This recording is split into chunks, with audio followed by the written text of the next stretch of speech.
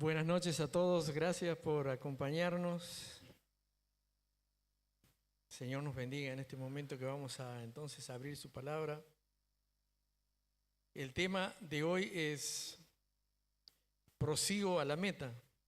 Aunque no vamos a ver ese versículo, que quizás algunos de ustedes ya lo identifiquen, está en Filipenses capítulo 3, versículo 14, pero vamos a ver el espíritu de ese versículo, que es de un corazón que tiene como meta alcanzar la madurez espiritual. En este sentido siempre he encontrado un ejemplo en Pablo el misionero, y particularmente de su llamado de ir a la misión. Siempre tengo en mente su segundo viaje misionero, ¿no? Cuando él entra a un mundo desconocido al de él, como era el mundo griego. Y ahí sigo el ejemplo de él de madurez espiritual, porque él fue una persona que tuvo que pasar por grandes victorias ministeriales, pero también tuvo sus fracasos, sus penas, sus desarraigos, sus miedos muchas veces. Muchas veces dijo, ya no teníamos esperanza porque creíamos que íbamos a perder la vida. Y entre estas cosas y las otras cosas, él siempre seguía adelante. Filipos fue un lugar donde fundó una iglesia hermosa, pero también fue el lugar donde lo encarcelaron, el lugar donde lo azotaron, el lugar donde prácticamente casi perdió la vida. Después Tesalónica, Berea y así muchos lugares, muchas ciudades del norte de Grecia. Y él siempre combinaba las dos cosas. Muchas veces tenían que sacarlo de noche en alguna barca y ponerlo en el mar con rumbo desconocido. Y particularmente recuerdo cuando él sale de estas ciudades y va a Atenas. Atenas era, aunque ya estaba algo deteriorada y venida menos, era un lugar donde pululaban los filósofos, los profesionales de la retórica, de la lógica, que lo confrontaron a él. Probablemente ellos quizás no fundamentaban bien lo que sabían, pero lo confrontaron a Pablo, y él tuvo un momento muy triste en Atenas por varios factores, porque las personas eran duras de corazón, no entendían el Evangelio, no entendían su necesidad de Dios. También porque quizás fue en uno de los pocos lugares o el único lugar donde él se sintió solo, no tenía equipo. Su equipo había quedado al norte de Grecia y sintió mucho desánimo en ese momento. Y salió de ahí con ese corazón cabizbajo, como quien a veces, ¿cuántas veces sentimos que fracasamos en el ministerio? Aun cuando le hemos puesto todo, no vemos los resultados. Y salió con ese corazón, pero de nuevo tomó fuerzas y fue a Corinto. Pero Corinto era igual o más grande en ese momento que Atenas, porque competía con Atenas. Pero él decía, he aprendido mucho en Atenas, quizás no voy a cometer los mismos errores. Pero ahí se encontró con la filosofía más la promiscuidad, más la perversión, más la violencia, más la perversión de la gente, de los solteros, de los matrimonios, de los gobernantes, de los religiosos. Bueno, pobre Pablo, porque estuvo 18 meses ahí queriendo sacar a flote esa iglesia que con la ayuda del Señor él había levantado. Pero dentro de unos meses vamos a ver si el Señor lo permite, 1 Corintios entero, como un tratado de madurez espiritual y como ética cristiana también. Y ustedes se van a dar cuenta de todos los problemas que tenía la iglesia de Corinto, y Pablo tuvo que luchar con ella, y especialmente fue defraudado por las personas. Fue una gran tristeza para él. Pero él nunca dejó de amarla, y ahí él donde deja un ejemplo de madurez espiritual. Hay tres cosas que saco de 1 Corintios capítulo 1, están en el versículo 2. Solamente esas tres cosas del capítulo 1, sencillamente porque en los giros de las cartas paulinas, y normalmente en las cartas que se escribían en esa época, en los primeros versículos se anticipa prácticamente lo que va a tratar en toda la carta. Y en primer lugar, en el versículo 2, es una gran noticia para Pablo y es una gran noticia para nosotros. Dice, la iglesia es de Dios. A pesar de que a veces decimos la iglesia de fulano o la iglesia de sutano, ¿verdad? La iglesia es de Dios. Por encima de los problemas, de las situaciones, de las adversidades, por encima de nuestros fracasos o de nuestros éxitos, y por encima de que los líderes anden bien o mal, o los discípulos crezcan o no, la iglesia es del Señor. ¿Ah? Uno siembra, el otro discipula, pero el que da el crecimiento es Dios. Y cuando nosotros perdemos esa brújula, a veces podemos llegar a concentrarnos en nuestros logros personales, y ahí es donde más sentimos el fracaso y la inmadurez espiritual. Pero el concepto en la mente de Pablo era que él debía cumplir la comisión que Dios le había dado. Y esa comisión que es de él es también para nosotros. Mateo 28, 19 al 20, ¿verdad?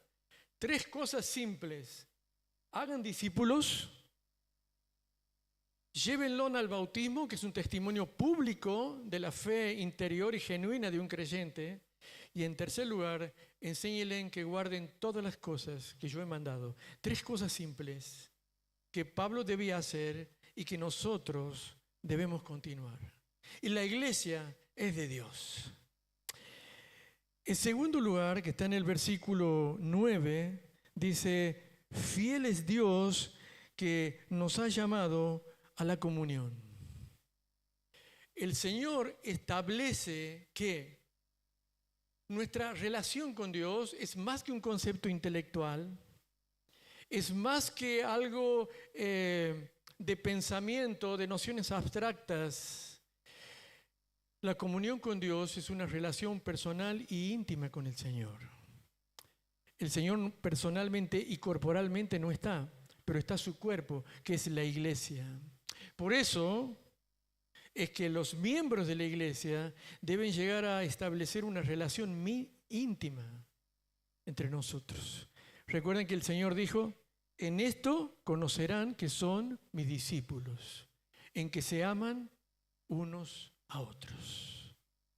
El amor en los miembros, una relación con Dios y una relación con los hermanos. Pero en tercer lugar, el tercer punto es, dice en el versículo 2, santos o santificados, llamados a la santidad. Y aquí estaba el problema en la iglesia de Corinto, y aquí puede estar un problema personal en nosotros. Santos son todos aquellos que han recibido a Cristo Jesús en su corazón de manera genuina. Son santos, justificados. Pero aquí dice que estos santos, que posicionalmente es santo, posicionalmente es un hijo de Dios, ahora dice que es llamado a la santidad, llamado a la santificación, llamado a la práctica. El problema en la iglesia de Corinto era que la práctica no estaba demostrando la posición de hijos e hijas de Dios. La santificación de ellos no daba la talla y no alcanzaba la madurez espiritual. Porque Pablo podía decir unos capítulos luego, iba a decir, no puedo hablarle a ustedes como personas espirituales, porque aún son inmaduros, porque aún sois carnales. Entonces, cuando nosotros decimos que santos posicionalmente, también tenemos que ser en la práctica hijos e hijas de Dios. Y potencialmente tenemos que alcanzar la madurez espiritual. Por eso la Escritura dice, por sus frutos nos conocerán. Por sus frutos nos conocerán. Jesús habló a multitudes, pero de esas multitudes muchos se fueron y no escucharon su palabra.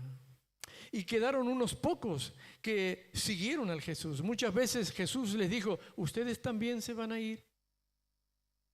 Quedaron aquellos que habían alcanzado la madurez espiritual. Quisiera ahora hablarles acerca del corazón. El corazón es sumamente importante tanto en el Antiguo Testamento como en el Nuevo Testamento. En el corazón es donde se desarrolla la madurez espiritual, donde podemos alcanzar la madurez espiritual. Y hay un detalle importante tanto en el Antiguo como en el Nuevo Testamento, es que habla de la anchura del corazón. Miren, del corazón se ha dicho tantas cosas, se dice tantas cosas del corazón. Hay frases como, me lo dice el corazón, ¿verdad? ¿Se acuerdan alguna otra frase del corazón? A ver. Sigue tu corazón. ¿Ah? Ponele el corazón. Tiene un corazón fuerte. Tiene un corazón de oro. Y alguien dice, te lo digo con el corazón en la mano. ¿Verdad?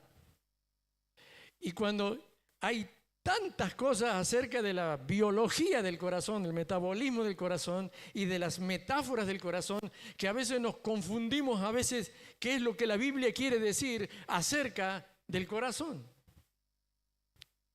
Una vez estaba, hace muchos años, bueno, ya no está la persona aquí, en un grupo pequeño y estaba hablando del corazón, justamente de este tema. Y una de las personas que estaba ahí dice, yo voy a hacer una pregunta, dice. Y todos callaron. Sí, cómo no.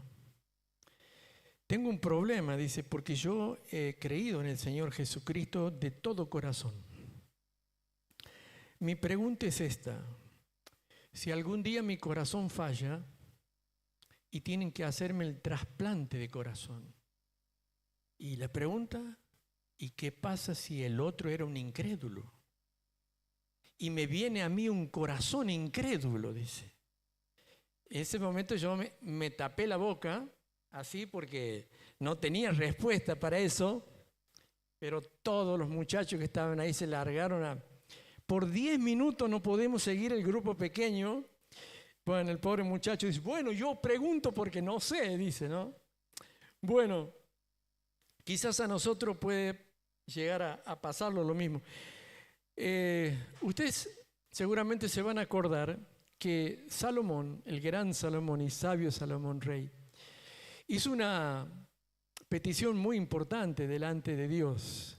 Él, en vez de pedir dinero, muchos años y el favor en contra de sus enemigos, él pidió sabiduría. Y dice que esto agradó muchísimo a Dios, que pidiera esto. Entonces él le otorgó una gran sabiduría, tan grande que sabía de todas las ciencias. Y miren, quiero llevarte a un versículo que está en Primera de Reyes, capítulo 4, versículo 29. No sé si lo tendrán, no tenemos en pantalla. Bueno, yo lo voy a esperar ahí en Primera Reyes, capítulo 4, versículo 29. Dice así. Y Dios dio a Salomón sabiduría y prudencia muy grandes y anchura de corazón.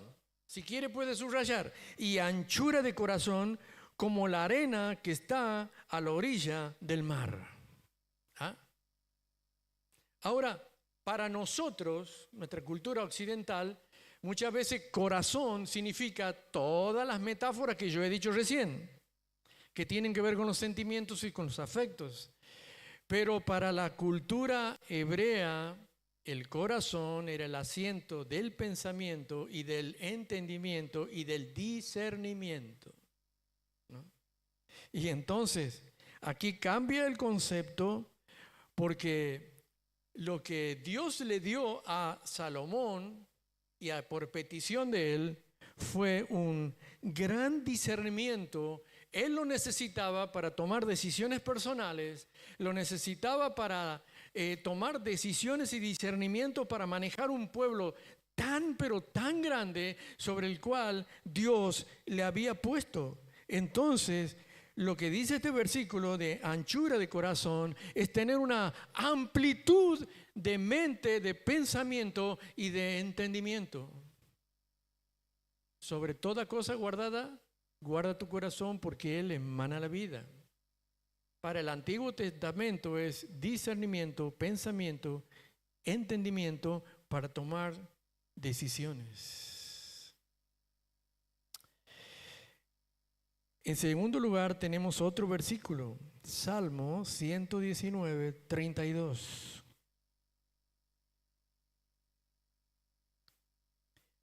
Dice así: por el camino de tus mandamientos correré, cuando ensanches mi corazón. Parece que el Señor le está haciendo, el salmista, una petición al Señor.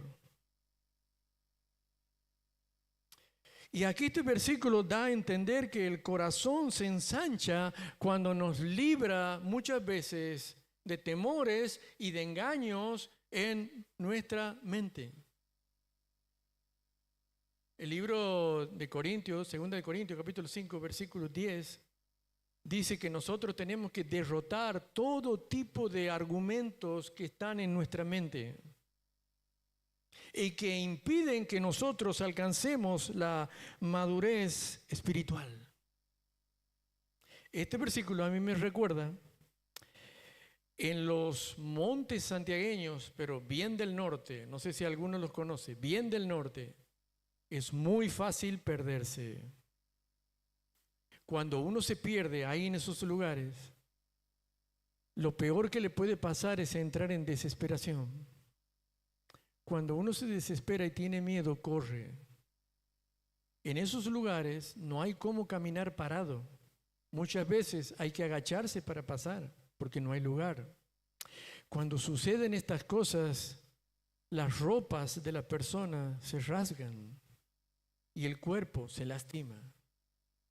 Lo mejor que a uno le puede pasar es encontrar, aunque sea un caminito de cabra, o un camino más ancho por donde va un carro que se llama una picada, o quizás un camino mucho más ancho por donde van vehículos. Y aquí el salmista está diciendo esto: por el camino de tus mandamientos correré cuando ensanches mi corazón. Dice: Señor, dame discernimiento, dame entendimiento para que me libre de mis temores, de mis miedos, para que pueda alcanzar las metas, para que pueda alcanzar lo que tú me mandas, lo que tú deseas de mí. Va a ser como un camino ancho por donde yo voy a correr por tus mandamientos. Libre de temores, voy a alcanzar mis objetivos y mis metas. No temeré porque tú estás conmigo. Tu palabra está conmigo. Tus mandamientos son como una lámpara que ilumina mi camino y puedo correr. Pero cuando no es así, es como que caigo en la desesperación de una mente a veces enredada con miedos, con temores, con vacilaciones, con ansiedades. Y no puedo alcanzar el propósito de Dios para mi vida. Por eso yo lo traje a Pablo, porque Pablo fue alguien que pasó por todas esas cosas. Encarcelado predicaba y escribía cartas. ¿Cómo será su corazón de grande que con todo lo que los corintios le hicieron a él, él dijo, doy gracias por todos estos corintios y doy gracias por esta iglesia? La madurez espiritual era lo que lo hacía a él seguir adelante. Y finalmente, con este tema del corazón, dice Pablo en 2 de Corintios capítulo 6 y versículo 11.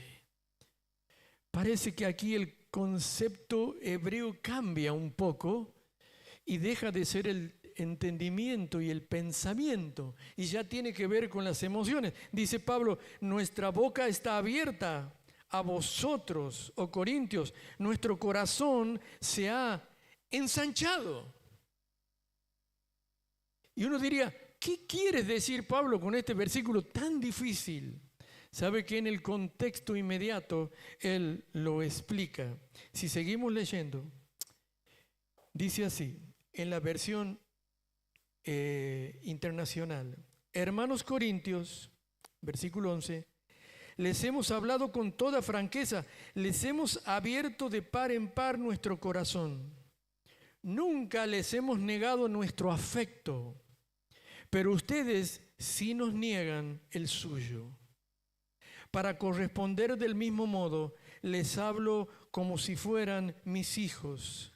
Abran también ustedes su corazón de par en par.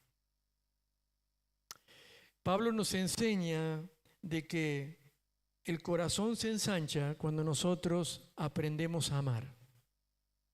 Cuando aprendemos a amar a nuestros hermanos.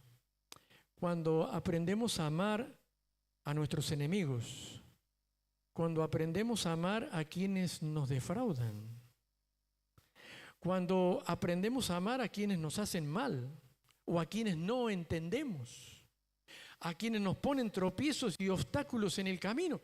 Se ve que los obstáculos y los problemas para Pablo hacían que se ensanche más el corazón de él. Y para cumplir la misión que Dios le había dado, que Jesús le había dado a él de manera personal. Pablo, quiero que hagas discípulos. Pablo, quiero que los lleves a que ellos testifiquen de su fe mediante el bautismo. Pablo, quiero que les enseñes todas las cosas que yo he mandado. Y esa es nuestra misión, hermanos. En esta y en la generación que viene y en las generaciones que vienen, hasta que el Señor venga. Hasta que el Señor venga. Por eso, Pablo, para mí, es ese ejemplo de madurez espiritual en medio del éxito, pero también en medio de los desalientos y de los fracasos. Muchas veces, cuando lo que queremos alcanzar, no lo podemos alcanzar. Pero ahora voy a hacer un giro de 180 grados, terminando con el peligro de los logros. El peligro de los logros. El peligro de cuando nosotros alcanzamos el éxito, ¿no? Porque a veces nos confundimos que cuando alcanzamos una madurez espiritual, que ya parece que ni necesitamos del Señor, ni necesitamos de leer la Biblia. El peligro de los logros. Uno se puede llegar a estancar. Primer logro.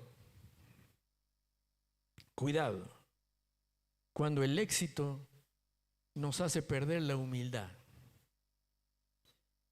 He visto a muchas personas que el éxito les ha hecho perder la humildad. Dice así el profeta Oseas: yo te cuidé en el desierto. ¿De quién habla? De Israel. En esa tierra árida y sedienta.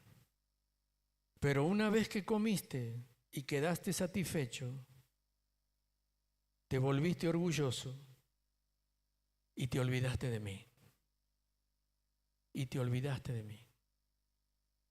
¿Cuántas veces nosotros estamos en desaliento, en problemas, en enfermedades, en temores, en miedo? clamamos de rodillas al Señor.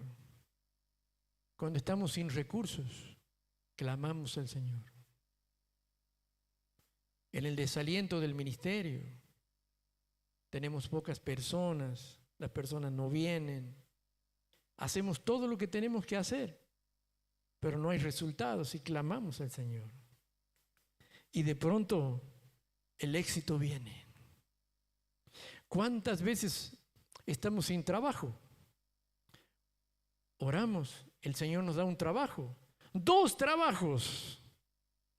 Después el trabajo nos hace olvidar el ministerio, nos hace olvidar el servicio a Dios. Ya no tenemos tiempo para Dios, ni para orar hay tiempo. Dejamos lo que habíamos prometido al Señor. Y aquí el Señor dice, te olvidaste de mí. Veo que hice mal en responder tu oración, dice el Señor. Por eso también en otro lugar dice la Escritura, Señor, no me pongas en pobreza para que no me convierta en un ladrón, pero tampoco me des tanta riqueza para que me olvide de ti. Tengamos mucho cuidado con eso, mucho cuidado. Lo segundo es, a veces cuando perdemos nuestra definición de servicio exitoso. Dice un texto bien conocido en 1 de Timoteo capítulo 3, versículo 1 al 7. Palabra fiel, si alguno anhela obispado, buena obra desea. Y después viene una serie muy grande de requisitos. Indudablemente habla para pastores y para líderes, pero esto es bien importante porque aquí cuando habla del liderazgo no habla del sillón, sino que habla de la obra. La obra.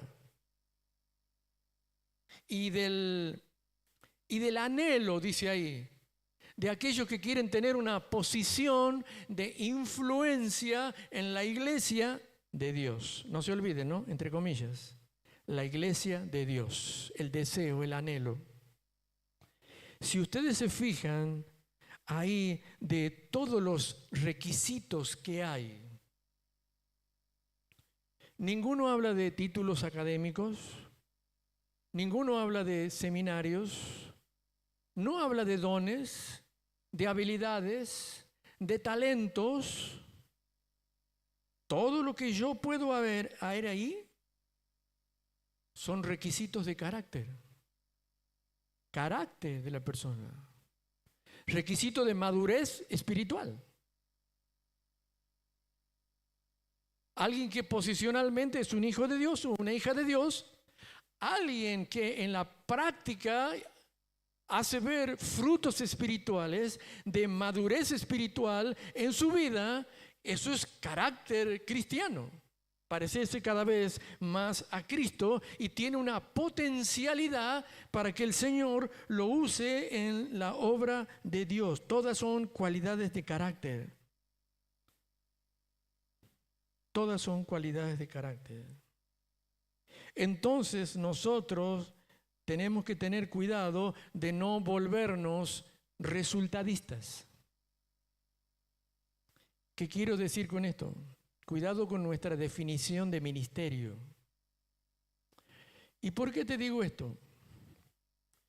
Porque a veces en un ministerio podés planificar, gestionar, orar, servir con alegría y el ministerio no puede resultar bien. Pasa que si vos tenés una persona que cumpliendo o obedeciendo la gran comisión, vos te acercás, le dedicás tiempo, dinero, energía, conocimiento, sabiduría, y la persona no tiene madurez espiritual, no estima tu tiempo, no estima tu conocimiento, no estima que dejas tu casa, tu familia, tu esposa, tus hijos y te defrauda personalmente. Eso no significa que tu ministerio ha fracasado. Has hecho lo que tenías que hacer. Por eso quizás si estás en un tiempo donde vos dices, no le doy la vuelta a mi ministerio. No tienes que ser resultadista. Si Pablo hubiera sido resultadista, en el primer viaje misionero se hubiera pegado la vuelta para Jerusalén. Hubiera puesto una pyme, hubiera enseñado en la sinagoga, hubiera puesto un seminario para enseñar en Jerusalén. No hubiera tenido problema por eso. Pero sin embargo, él siguió adelante. Siguió adelante a pesar de él, ¿no?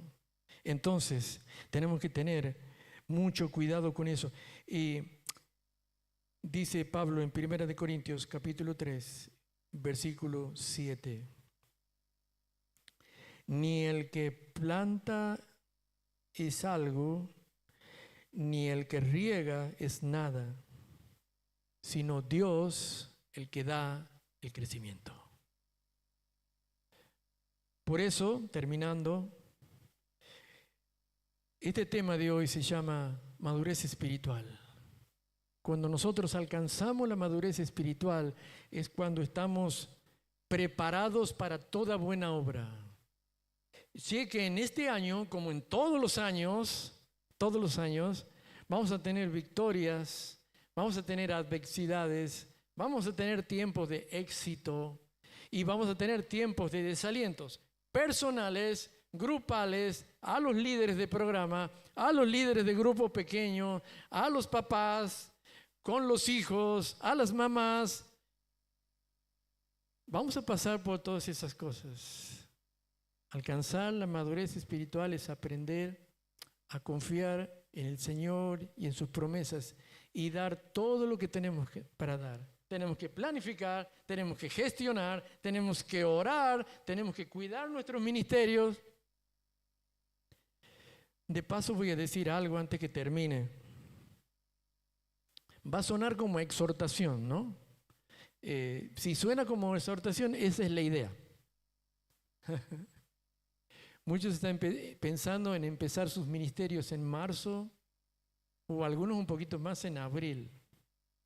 No esperen hasta la última semana para orar, para gestionar, para planificar todo lo que van a hacer durante el año. Ya tienen que estar poniendo delante del Señor y pensando, Señor, quiero cumplir la gran comisión, hacer discípulos, llevarlos al bautismo y enseñándoles que guarden todas las cosas que yo he mandado.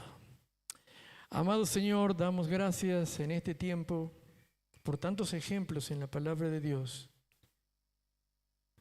Profetas, reyes, sacerdotes, los apóstoles, los discípulos. Ejemplos de madurez espiritual en medio de tanta adversidad que nos han dejado un legado tan grande, Señor. Ayúdanos a confiar en ti, Señor, en este año que comienza, a poner y entregar nuestro corazón, Señor, en tus manos. Señor, pedimos el discernimiento, el entendimiento para tomar decisiones para nuestras vidas personales y también decisiones para aquellas preciosas vidas que tú nos pones para que nosotros podamos influenciar. Padre amado, también ensancha nuestro corazón, Señor, para que podamos correr, Señor, ampliamente, con la anchura del corazón, con gozo, con alegría, en tiempos difíciles o en tiempos de bonanza. Señor, que no permitamos que el éxito nos maree, que no permitamos, Señor, de que la abundancia nos haga olvidarnos de ti, porque de ti dependemos, Señor, en todo, en tu gracia maravillosa. Oramos en el nombre de Cristo Jesús. Amén.